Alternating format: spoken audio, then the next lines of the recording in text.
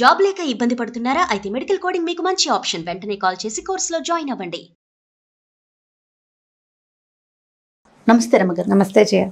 రమ్మగారు, పెదరాసి పెద్దమ్మ కథలు విని చాలా రోజులు అవుతున్నట్లు అనిపిస్తోంది నాకు. సో ఈ రోజు ఏదైనా ఒక కథ చెప్పుకుందాం. ఒక ఊళ్ళోనట ఒక వర్తకుడు చాలా సంపాదించాడు. ఆయన చాలా ఆస్తిపాస్తులు ఉన్నాయి. అయితే ఆ రోజుల్లో ఆస్తిపాస్తులు అంటే మన లెక్కకి బాగా ఉన్నట్టు ఆ రోజుల్లో కొంచెం పర్వాలేదు ఆస్తులు అనమాట. ఆయనకి 3 కొడుకులు ఉన్నారట. 3 కొడుకులు ఉంటే ఆయన అవసాన దశకు వచ్చాక అంటే పెద్దవాడు అయిపోయాక పిల్లలు 3ని పిలిచి, అబ్బాయిలు తోటలు దొడ్లు మీకు ఎవరి విషయం వాళ్ళ పేరుకి రాసేసాను. అయితే మన దగ్గర 3 అమూల్యమైన రత్నాలు ఉన్నాయి. 3 వజ్రాలు. ఈ 3 వజ్రాలు ఒక పెట్టెలో ఉన్నాయి. తలా ఒక వజ్రం తీసుకోండి. ఎప్పుడు మీరు ఆస్తులు సెపరేట్గా పూర్తిగా తీసేసుకునేటప్పుడు మీరు కలిసి ఉన్న నాళ్ళు వజ్రాలని పెట్టెలోనే ఉండనివ్వండి. పెట్టేట్లాగే ఉంచండి, పెట్టెని ముట్టుకోవద్దు. కొన్నాళ్ళు కలిసి ఉండండి. మీరు కలిసి మనం ఉండలేము అని అనుకున్నప్పుడు ఎవరి పేరుని రాశాను కదా వాళ్ళ ఆస్తులు వాళ్ళు తీసుకుని సెపరేట్గా వెళ్ళిపోతూ ఈ వజ్రాలను కూడా ఎవరి వజ్రం వాళ్ళు 3 రత్నాలని 3 భాగాలు ముగ్గురు 3 తీసుకోండి అని చెప్పాడు. తను ఉండగానే పెట్టె తెరిచి చూపించాడు. 3 పెద్ద పెద్దవి కోడిగుడ్డంత వజ్రాలు 3 వజ్రాలు ఉన్నాయి. సరే బాగుంది, పెట్టె మూసేశారు, పక్కన పెట్టారు. కొన్నాళ్ళకి తండ్రి పరంపదం ఇచ్చాడు. పెద్దవాడైపోయాడు కదా. కొద్ది రోజులు అన్నదమ్ములు కలిసి ఉన్నారు. పెద్దబ్బాయి పెళ్ళి అయింది అప్పటికే. 2వ వాడి పెళ్లి చేశారు, 3వ వాడి పెళ్లి చేశారు. 2-3 పిల్లలు పుట్టాక ఇది మొత్తం కలిపి ఒక 5-6 ఏళ్లలో జరిగింది. ఏమనుకున్నారు? ఇల్లు సెపరేట్ అయిపోదామని అనుకున్నారు. భాగాలు పడదామని. భాగాలన్నీ పడిపోయారు. ఎవరి ఇల్లు వాళ్ళకి సెపరేట్ చేసేసుకున్నారు, గోడలు కట్టేసుకున్నారు. ఎవరి పొలాలు, ఎవరి దొడ్లు, ఎవరి తోటలు వాళ్ళు తీసేసుకున్నారు. ఇక వజ్రాల వంతు వచ్చింది. పెట్టె తెరిచి చూస్తే 2 ఉన్నాయి అందులో. 3వది లేదు. ఇప్పుడు 2 ఎట్లా పంచుకుంటారు? 3కి 3 ఉన్నప్పుడు 3వ వజ్రం ఏమైంది? వాళ్ళల్లో వాళ్ళు పోట్లాడుకున్నారు, బాధించుకున్నారు, తగాదా పడ్డారు. ఏమీ కుదరల. సరే వాళ్ళు ఏం చేశారంటే, ఇలా కాదు, ఈ తగాదాలు మన ఆస్తివాస్తుల గురించి తేల్చాల్సింది ఎవరు? ఇద్దరు నాన్న ఉంటే బాగుండేది, తండ్రి లేడు. ఇప్పుడు మహారాజే మన తండ్రి. అందుకని మహారాజు దగ్గరికి వెళ్దామని వెళ్ళారు. 3 మాట్లాడాడు రాజుగారు. 3తో మాట్లాడితే మాకు తెలియదంటే మాకు తెలియదు అన్నారు. అయితే ఈయన ఏమైంది, 2 వజ్రాలని 3కి ఎట్లా పంచాలి? అదో ప్రశ్న. సరే ఆయన ఏం చేశాడంటే 4 రోజులు పట్టణం అంటే వీడు పక్క ఊరు టౌన్కి వెళ్ళాలన్నమాట. రాజుగారి దగ్గరికి వెళ్ళాలంటే నగరానికి వెళ్ళాలి కదా. ఉండండి అని చెప్పి ఏం చేశాడు, ఆ ఊళ్ళో వాళ్ళ పేదరాశి పెద్దమ్మ ఉన్న ఊరు అనమాట అది. ఆ పెద్దమ్మ కబురు చేసి ఈ 3 వర్తక కుమారులు, వైశ్య కుమారులు మీ ఇంట్లో అట్టు పెట్టుకోమని ఆవిడకి కబురు చేశాడు. వీళ్ళని పెద్దమ్మ ఇంట్లో ఉండండి అన్నాడు. అన్నాక ఆవిడని పెద్దమ్మని రహస్యంగా పిలిచి ఇట్లా జరిగింది, వీళ్ళలో దొంగ ఎవరో నేను తేల్చలేకపోతున్నాను, నువ్వు ప్రయత్నం చేయమని చెప్పాడు. ఓకే. మనం ముందే చెప్పుకున్నాం పెదరాశి పెద్దమ్మ చాలా తెలివైంది, బాగా ప్రపంచం తెలిసిన ఆవిడ. అయితే ఏమైంది, ఈ పెద్దమ్మ ఈ 3 అబ్బాయిల్ని ఆ రోజు తీసిపోయింది. తనతో పాటు ఏదో భోజనాలు చేశారు. చీకటి పడ్డాక వాకిట్లో కూర్చున్నారు. కూర్చుంటే పెదరాశి పెద్దమంది, అబ్బాయిలు ఏం తోస్తుంది, మీరు ఊళ్ళల్లో పిల్లలతో జల్లలతో ఉండేవాళ్ళు, ఏదైనా ఒక కథ చెప్తాను అని చెప్పి కథ చెప్తానంది. అబ్బాయిలు 3 రెడీ అయ్యారు. ఇప్పుడు కథలో 2వ కథ వస్తుంది అనమాట. అయితే పెద్దమ్మాయి ఈ కథ చెప్పింది. ఏంటంటే పక్కనున్న కోసల దేశపు రాజకుమార్తె ఒక్కతే కూతురట రాజుగారికి. ఒకే కూతురైతే ఆయన ఏం చేశాడు, అమ్మాయిని బాగా చదివించాట. ఒక గురువుగారి దగ్గర పెట్టి బాగా చదివి, ఎందుకంటే ఒక పిల్లే, ఆ పిల్లకే రాజ్యం ఇవ్వాలన్న ఉద్దేశంతో ఒకవేళ పెళ్లి చేసిన భర్త రాజుగారి భర్త అవుతాడు తప్ప భర్తే రాజు అవడనమాట అవ్వకూడదని పిల్లని బాగా చదివించి యుద్ధ విద్యలు అన్నీ నేర్పిస్తే బాగుంటుందని ఒక గురువుగారి దగ్గర నేర్పించారు. గురువుగారి దగ్గర అందరూ మగపిల్లలే. ఆ రోజుల్లో వాళ్ళే చదువుకునేవాళ్ళు. ఈ స్త్రీకి విద్య నేర్పించడం ఒక ప్రత్యేకమైన పద్ధతి. ఆయన చాలా కష్టపడి ఈ అమ్మాయికి 4 చదువులన్నీ చెప్పాడు. చెప్పిన తర్వాత అమ్మాయి చదువు అయిపోయింది. ఏదో వివాహం నిశ్చయం అయింది. గురువుగారికి వెళ్ళొస్తాను గురుగారు అని చెప్పేసరికల్లా గురువు అన్నాడు, అమ్మాయి గురుదక్షిణ ఇవ్వవా అంటే ఇస్తానండి, మీరు ఏది అడిగితే అది ఇస్తానని. అయితే ఆయన ఏమన్నాడు, నీ పెళ్ళయ్యాక నువ్వు భర్త దగ్గరికి మొదటి రోజు వెళ్తావు కదా, ముందు నా దగ్గరికి రా అని చెప్పాడు. చెప్పేసరికల్లా అమ్మాయి సరేనని ఏం చేస్తుంది, ఎవరికి ఆడవాళ్ళకి లభించిన అపూర్వమైన విద్య తనకి దొరికింది. గురువు మంచివాడు అవటం వల్ల ఇన్నాళ్లలో ఆ గురువు చక్కగా విద్య బోధించాడు, బాగా తెలిసేలా చేశాడు, యుద్ధ విద్యలు నేర్పించాడు, అస్త్రాలు శస్త్రాలు నేర్పించాడు, రాజనీతి నేర్పించాడు, పురాణాలు గ్రంథాలు సమస్తము లెక్కలు డొక్కలు అన్నీ నేర్చుకుంది. గురువుని ఎలా కాదంటుంది. సరే అబ్బాయి ఒప్పుకుంది పిల్ల, సరేనంది. కొన్నాళ్ళు అయిన తర్వాత పెళ్ళి అయిపోయింది. పెళ్లి కుదిర్చారు ఆల్రెడీ సంబంధం. పెళ్లి కుదిరిన రోజు తర్వాత పెళ్ళి అయిపోయిన తర్వాత ఈ మొదటి రోజుల్లో భర్త దగ్గరికి అమ్మాయికి వెళ్తే ఆయన ఇంటికి పంపించినప్పుడు భర్తకి ఏం చెప్పిందంటే, ఇలా నేను నా గురువుకి మాట ఇచ్చాను, ఒకసారి వెళ్ళి ఆయన్ని చూసి రావాలి నేను ఆయన నన్ను తన దగ్గరికి రమ్మన్నాడు అంది. అనేసరికల్లా గురువుగారు రమ్మన్నాడు అనేసరికల్లా ఒక దురుద్దేశం రావాలి. ఇతను అన్నాడు, సరే నువ్వు రాణివి, ఈ దేశానికి రాజు అయిపోతావు రేపొద్దున. ఇవాళ రాజకుమార్తె, దేశానికి రాజు ఆవిడే, అవటానికి స్త్రీ అయినా రాజు ఆవిడే.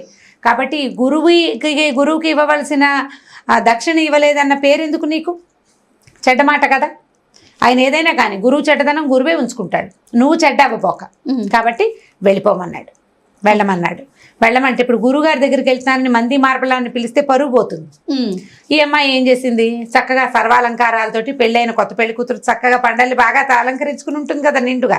ఈ అలంకారంతో పాటు ఒక మేలు ముసుగు వేసుకుని గురువు గారింటికి దారి పెట్టింది. ఒకతే వెళ్తుంటే ఒక దొంగ అటకా ఇచ్చాడు, అమ్మాయిని కత్తి చూపించాడు. ఇచ్చే నా నగలన్నీ ఇచ్చేయమన్నాడు. అనేసరికల్లా ఈ అమ్మాయింది, నాయన అది కాదు, ఇట్లా భర్త దగ్గరికి వెళ్ళే ముందు తన దగ్గరికి నా గురువు రమ్మన్నాడు, సర్వాలంకారాలతోటి తన దగ్గరికి రావాలని ఆయన ఉద్దేశము, అందుకని నేను అక్కడికి వెళ్తున్నాను, నువ్వు ఇక్కడే ఉండు.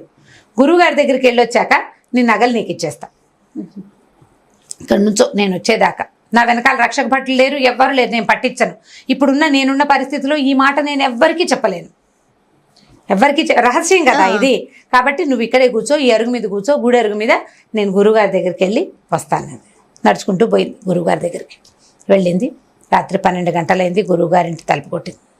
గురువుగారు తలుపు తీశారు. ఎదురుకుండా సర్వాలంకార శోభితురాలుగా ఉన్న మహారాణి చక్కగా మేలు ముసుగేసుకుని కొత్త పెళ్లి కూతురు వచ్చి నుంచు. ఆయన అమ్మాయి లోపలికి రమ్మన్నాక లోపల నుంచి అక్షింతలు తీసుకొచ్చాడు. దండం పెట్టమ్మా అన్నాడు.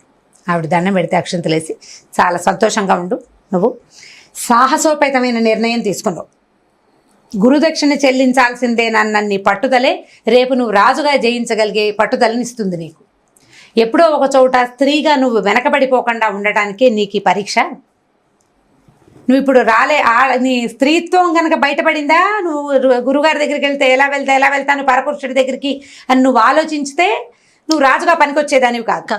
కానీ ఈ సాహసం వల్ల భర్తకి నిజం చెప్పి అతన్ని ఒప్పించుకుని రాగలిగావంటే ఈ సాహసమే రేపొద్దున నువ్వు రాజుగా రాణించటానికి చాలా బాగా పనిచేస్తుందని అక్షంతలేసి, అమ్మ క్షేమంగా వెళ్ళరా అని పంపించేశాడు.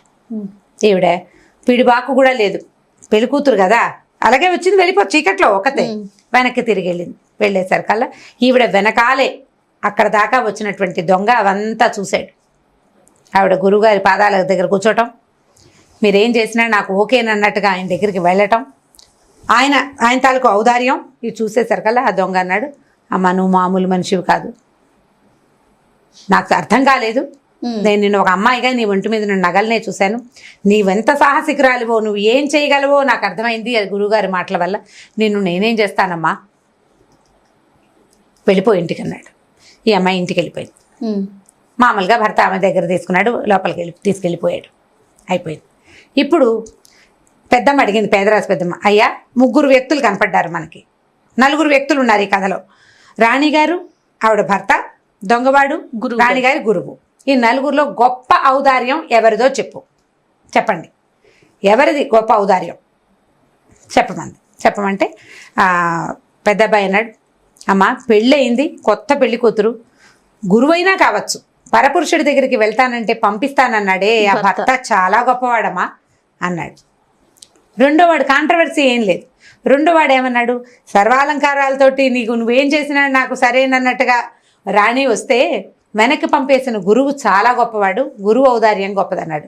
మూడోవాడికి నవ్వొచ్చింది, అవేం గొప్పలరా, అది కాదు గొప్ప, అన్ని నగలతోటి అమ్మాయి కనపడితే నగలు వదిలిపెడతాడురా ఎవడైనాను, నగలు వదిలిపెట్టేశాడు, డబ్బుని వదిలాడంటే వాడు కదా ఔదార్యవంతుడు అనేసరికి ఆవిడ నవ్వింది, అయ్యా వీళ్ళు 3 కనపడ్డారా, గురువు తనని కోరాడు అన్న మాట భర్తకి చెప్పడానికి ఎంత సాహసం చేసి ఎంత మాట అంది ఆ అమ్మాయి, ఎంత బాధపడి ఎంత కష్టపడి చెప్పుంటుంది.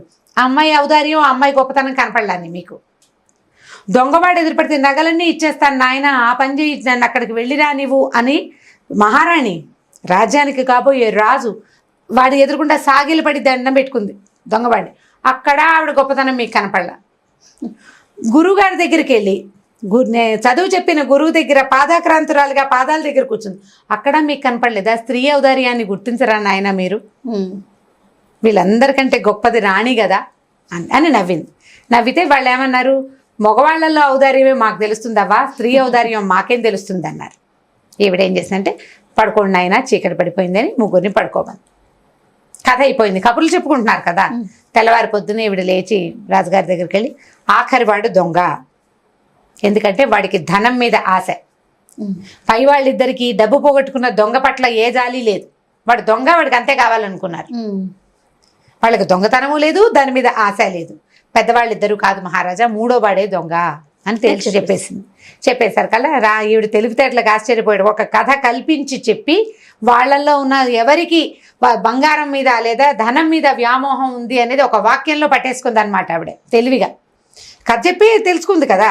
మర్నాడు పొద్దున రాజుగారు ఏమన్నారంటే, ఇవి ఉన్న వస్తువులు 2 వజ్రాలనే కదా, పెద్దవాళ్ళిద్దరికీ చెందుతాయి, మూడో వాడికి వజ్రం లేదు, మాట్లాడకుండా ఇంటికి వెళ్ళిపోండి అని చెప్పట్టు కామ్గా వెళ్ళిపోయారు. నువ్వే తీసావా అని వాడిని వీళ్ళు అడగల, నేనే తీశాను అని వాడు చెప్పల. తర్వాత అదేమిటి 2 ఉంటే మా ముగ్గురికి పంచకపోతే ఎలా అని రాజు దగ్గర మాట్లాడలా. తెల్లవార్లు వాళ్ళు ముగ్గురు ఆలోచించుకుంటే ఎవరికి వాళ్ళకి పెద్దమ్మ తమని ఏం చేసిందో వాళ్ళకి అర్థమైందనమాట. దొంగ వాళ్ళలో వాళ్ళకే తెలిసిపోయాడు. కానీ వాళ్ళు ఇంకా మాట్లాడకుండా ఉండిపోయారు. పెద్దవాళ్ళిద్దరూ చెరుకో వజ్రం తీసుకున్నారు, రాజుగారికి 2 దండాలు పెట్టుకుని ఇంటికి వెళ్ళిపోయారు. ఉన్న ఆస్తులు పంచుకున్నారు. ఆల్రెడీ వాడు వజ్రం ఒకడు కొట్టేశాడు. అతను ఏమనుకున్నాడు, ఈ 2 అమ్మించి ధనాన్ని 3 ముక్కలు చేయొచ్చని భావించాడు. రాజు దగ్గరికి వెళ్ళేసరికి సగం తగ్గిపోయింది. పెద్దమ్మ దగ్గర దొరికిపోయేసరికల్లా ఇంకేమీ లేదు. ఇప్పుడు దొంగని చేసి వాడిని కారాగారంలో పడేస్తే కుటుంబ మర్యాద పోతుంది. అలా చేయకుండా సింపుల్గా ఈ సమస్యని పరిష్కరించేశారు. పెదరాజు పెద్దమ్మ తాలూకు తెలివితేటల వల్ల ఆవిడ ఒక వాక్యాన్ని, ఒక కథ చెప్పి 2 వాక్యాల్లో ఇతను దొంగ అవడానికి హెచ్చు అవకాశం ఉంది అనేది ప్రూవ్ చేసేసి చెప్పేసింది అనమాట. సో రాజుగారు చాలా సంతోషించి పెద్దమ్మని ఆవిడకి ఏదో చిన్న సన్మానం చేసి, ఇట్లాగే మా రాజ్యంలో వచ్చిన సమస్యలు పరిష్కరించడానికి నీ సహాయం కావాలమ్మా అని ఆవిడ చాలా మెచ్చుకున్నాడట. కథ కంచికి మనం ఇంటికి. చాలా బాగుంది రమ్మగారి కథ కూడా. 2 కథలు చాలా ఇంట్రెస్టింగ్, తెలివితేటలకు సంబంధించింది కదా, చాలా బాగుందండి. పిల్లలకు చెప్పడానికి బాగుంటుంది కదా. ఇప్పుడు మనం కూడా ఈ సిచ్యువేషన్ లో మనమైతే ఏం చేస్తాము అనేది అప్పుడప్పుడు మనం ఆలోచించుకుంటూ ఉండాలి కదా. దానికి సంబంధించినట్టుగానే ఉంది కదా కథ. ఇందులో నీతి ఉంది, నీతి కూడా ఉంది. పిల్లలకి చెప్తాను కూడా మీరు అన్నట్లుగా చాలా బాగుంటుంది. ఇంకో కథతో మళ్ళీ కలుద్దామండి. తప్పకుండా చేయాలి.